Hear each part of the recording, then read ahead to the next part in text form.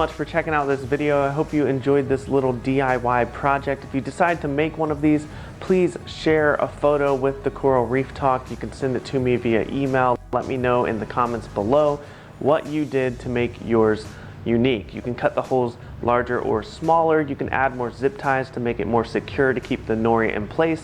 Although this one worked just fine and keep the nori in place in the pocket for the ting to eat. Now, don't forget, pick up your Coral Reef Talk merch. Go ahead and check it out. The link is in the description below. Thank you so much for watching again. And if you're new to the channel, go ahead and hit that subscribe button. I make videos like this all the time. And I'll see you next time on the Coral Reef Talk.